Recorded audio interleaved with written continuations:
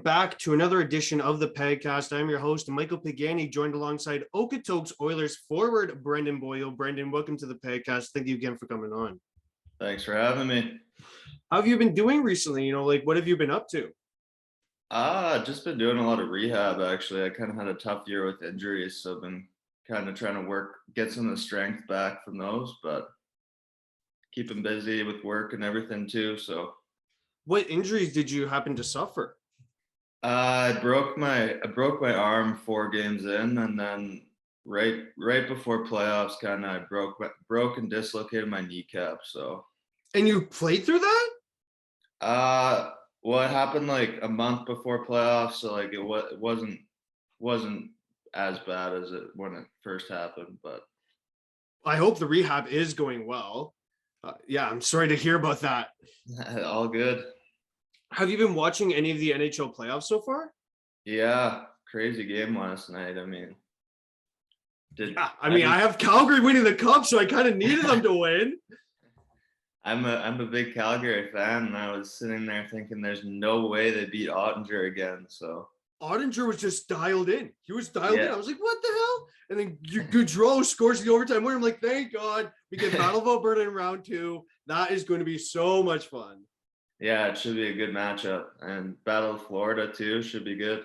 Oh yeah, round 2, headlining those 2 matchups. It's going to be a great second round. Yeah, no doubt. Did you happen to make any brackets with your teammates? I didn't get around to it. No, I always struggle with the brackets. I'm usually out after the first round. I did not do this year. Funny enough, I did one with my dad, and I got 6 of 7 right in the first round. I just checked it this morning. The only pick that I got wrong was picking the Kings over the Oilers. Yeah, I was kind of hoping for that too. So I would have been wrong if I would have made it. It would have been easy for Calgary to beat up LA there. Yeah, no kidding. Getting into your story a bit here, who influenced you to get into hockey?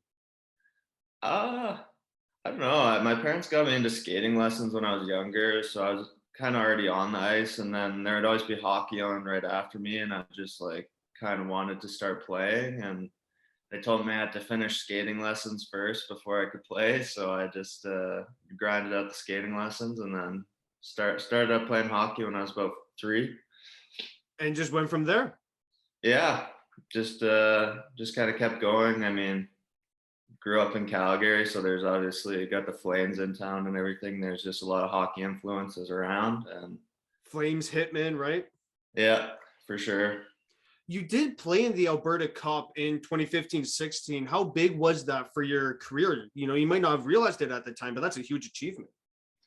Oh yeah, I mean it was pretty exciting. I mean, obviously any time that you play in something like that, it's a pretty cool experience, and it was really cool. I mean, I was buddies with a lot of the guys, and we still are to this day. So it's kind of cool to make friends from something like that, and just make good friends out of that scenario and keep moving forward and see where everybody ends up. Did that tournament happen to give you a glimpse of what the WHL would be like? I'm gonna be honest with you. I didn't talk to any WHL teams before the draft or anything. Yeah. It was kind of after my first year. First year in midget is when I started getting a little bit of teams talking to me. But that I mean, it was kind of cool because every team was there, so you knew that the eyes were on you and stuff like that. So it was nice to feel that, and yeah, I mean, I guess that would have been the first time you really had pressure on yourself to perform.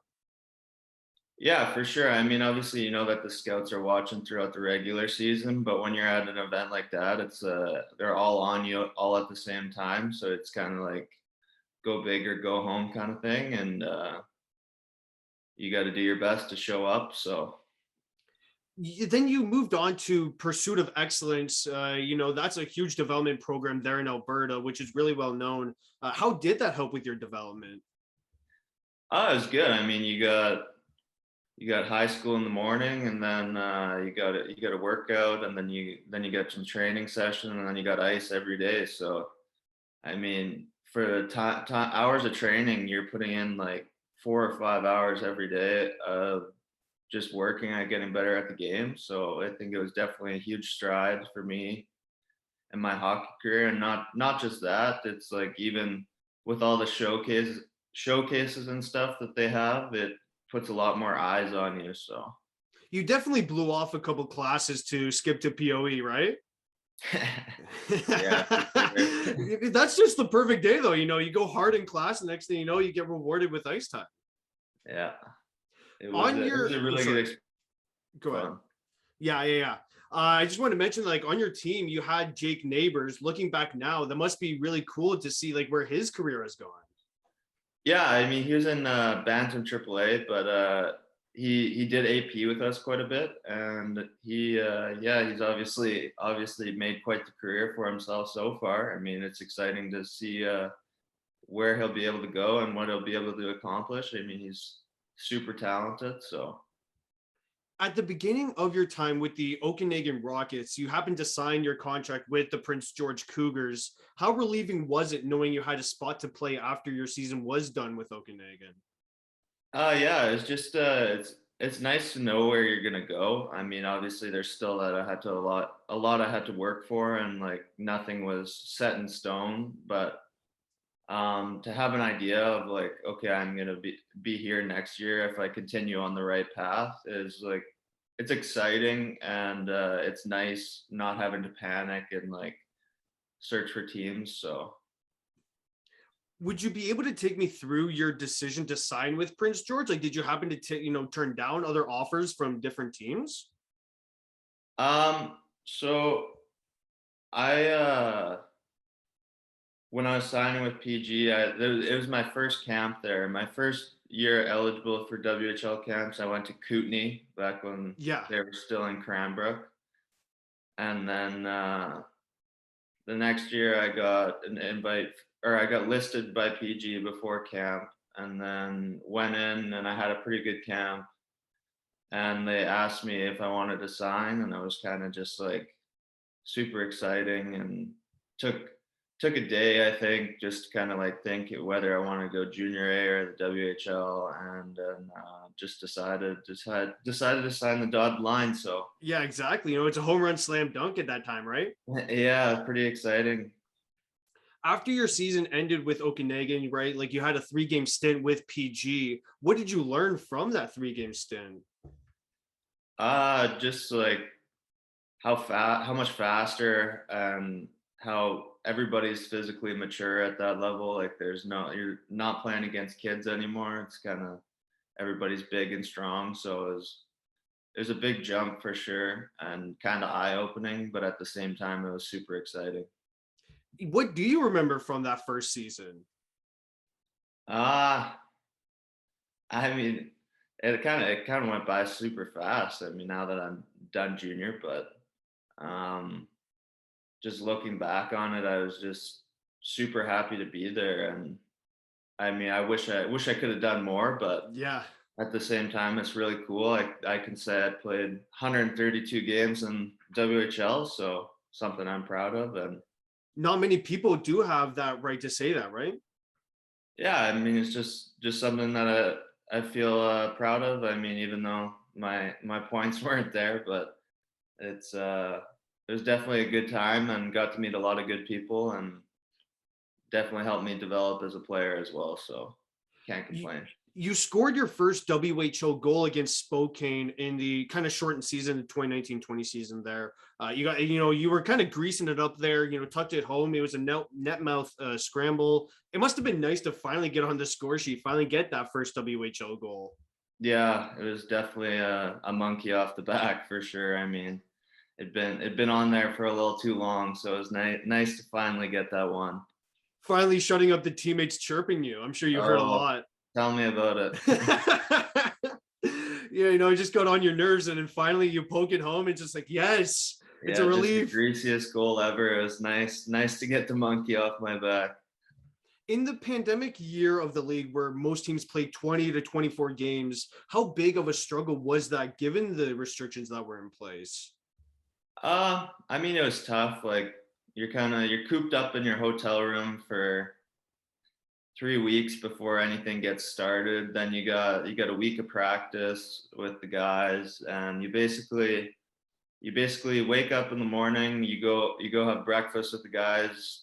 Depending on when it was during quarantine, it just get brought to your room, and then kind of go from there. Like go ahead to practice, and then it's back to the hotel. Like you're not really not much socializing Mhm. unless it's in the room. So it's like tough from that perspective, but at the same time, it was a lot easier to focus on hockey just because that's literally the only thing you had going on. So Were you allowed to bring anything to the hotel room, like any video games or books? yeah, you were allowed to bring that kind of stuff, but the Wi-Fi was so bad. They did not hook you up with good Wi-Fi. That's shitty, dude. Like you guys are in Uh, the WHO, they can afford you to get prime Wi-Fi to play any video games. yeah, the video games were not happening. There were some big lag spikes, but It's hard to pass the time when 12 hours of the day, you're only on the ice for around like 2 or 3. yeah, it was good. We all had patios though, so we kind of just sat out on our individual patios and talked talked to the guys across from us. So it ended up working out good, but What was it like being in a hub with only a select amount of teams?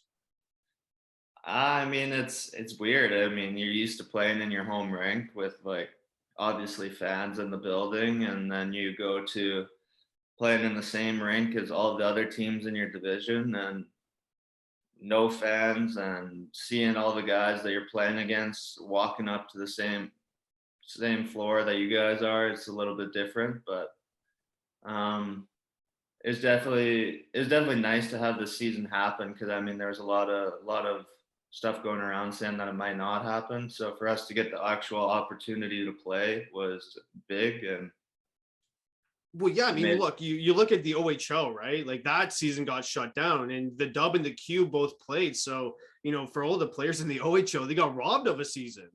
yeah, exactly. I mean they made it the best that they could, and gotta be happy about that. I mean we got to play, and there's a lot of people out there that didn't. So And it may have hurt some development. We talk about Shane Wright here in Ontario, and a lot of people are like, okay, well, maybe Montreal, if they do select him, they might send him back because we don't know what he's going to be like since he missed the whole 2019 or 2020 2021 season because of the government.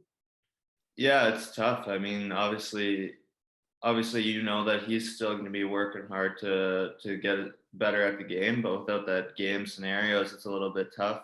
Mm-hmm. Um, yeah, they all kind of just got robbed of their 1 year junior, and it sucks, especially for the guys that were turning 20 that year. So Oh yeah. I didn't even, yeah, I completely forgot that, and like the OHO didn't really make any exception, which is kind of unfortunate. It really does suck.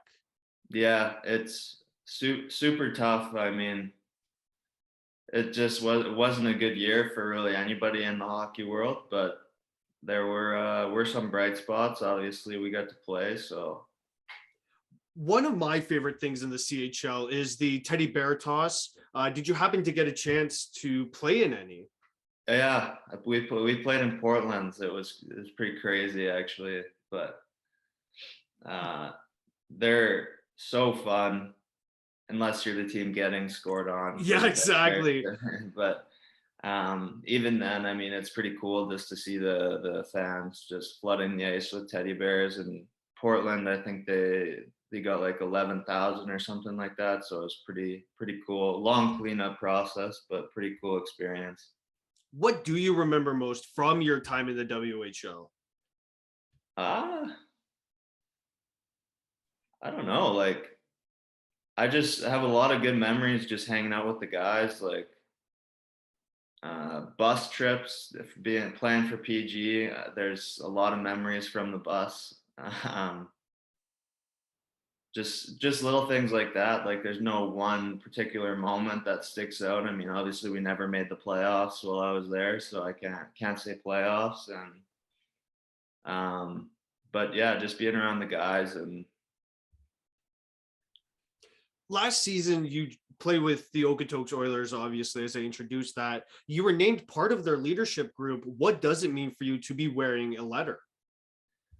yeah, I mean, I think that's something I've been working for my whole junior career, and to get recognized as a leader on a team is pretty exciting for me. And we had a really young team, so I tried to embrace the role as much as I could, and I think it helped me out. I mean, there's a little bit of a confidence boost, like getting the letter and moving forward. It was nice. What was the major difference that you noticed from the WHO to the AJHL? Uh I would just say like the WHL's top guys are already drafted, whereas in the AJ, I would say the top guys are on the rankings or like committed to go to college next year. They've signed their LOI, like they're going to be gone at 18. So I would say just the higher end talent in the WHL sticks around for longer than it does in the AJ. At least So you can build that kind of, relationship better in a sense. yeah, for sure. I mean, um, like there are the top guys in the draft that go from the WHL are obviously going to end up in the NHL in the next year or maybe even that year, but for the most part they're going to be around until they're 19, 20, and the AJ they're gone after they're 18 for the most part, so a little bit different in that sense, but you always got it's just a bit of a younger league, I would say, is the biggest difference.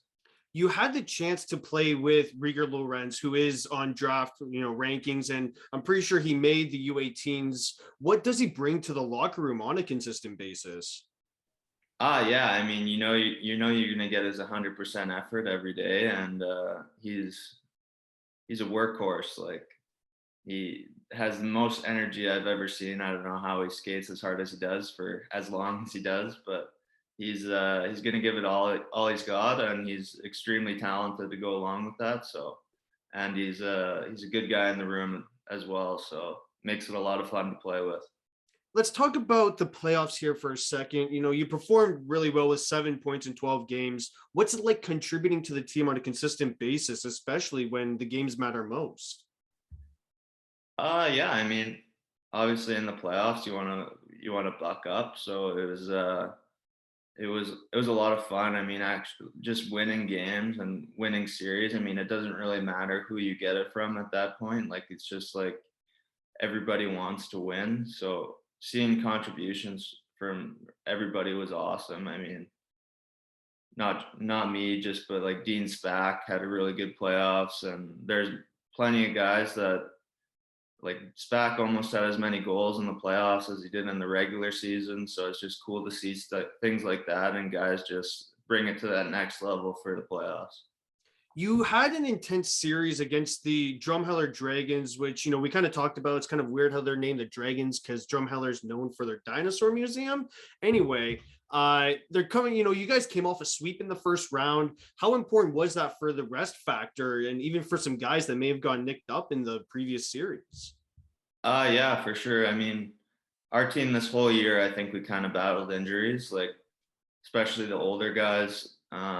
So those extra days off were huge for us. I mean, not having to play a potential 3 extra games and just getting a chance to rest the body and recoup and do rehab and or whatever you needed to do was huge. So In that series, I was going through the box score. It was, 6 game series, a couple overtimes. That must have been really fun to play it.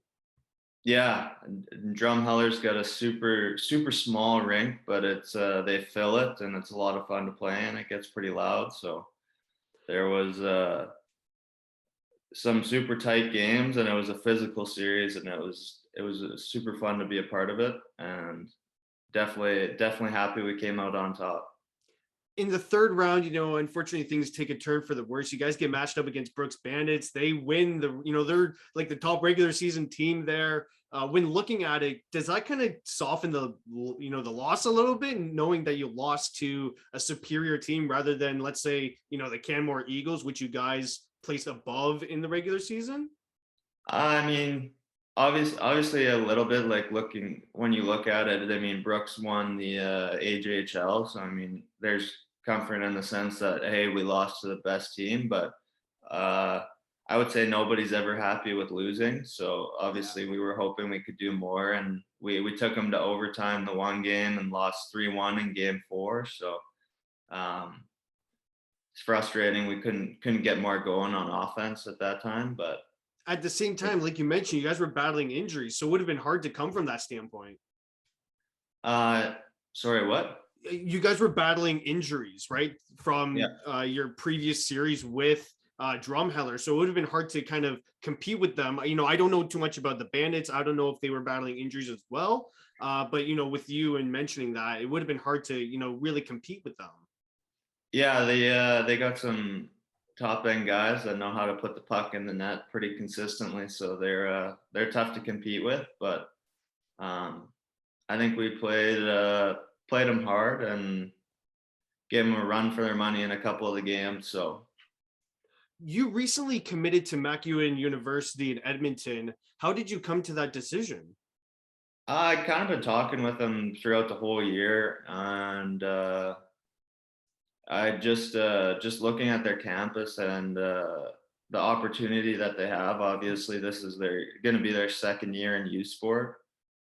I think it'll just be a really cool, fun opportunity. I mean, they have super nice facilities. They're playing out of the Oilers, like they play out of the same facility the Oilers practice at. So just loads of cool opportunities there, and everything's right downtown. It'll be good. What are you looking forward to most by playing on that team? Uh I don't know. I'm pretty excited to get started with school, and I mean, just a chance to compete in U Sport, and hopefully we put some wins together this year. I mean, I think we will have a competitive team and keep going from there. And chance to play practice before the Oilers every morning. That's pretty cool, even though I'm a Flames fan. But Well, speaking with 1 year of experience on my end, watching U Sports hockey is some of the best that I've seen. I loved covering it, and I'm looking forward to, because I transferred over from Carleton, which is in Ottawa, to Toronto. So I'm looking forward to covering their athletics. But yeah, U Sports hockey is dialed. Like, I get dialed in for that. Can't wait. yeah, it should be a lot of fun. I mean, it's always exciting making the next jump, and this is the jump year for me. So I'm pretty excited to get things going, and yeah, can't wait to start. Have you figured out what you are going to be studying? I'm gonna take commerce, so That's awesome. I mean, that's great for you. Congrats on getting accepted for that program. thank you. I think I got to take arts first. Got to upgrade a little bit of math, but Exactly. Yeah, math's not my strong suit either.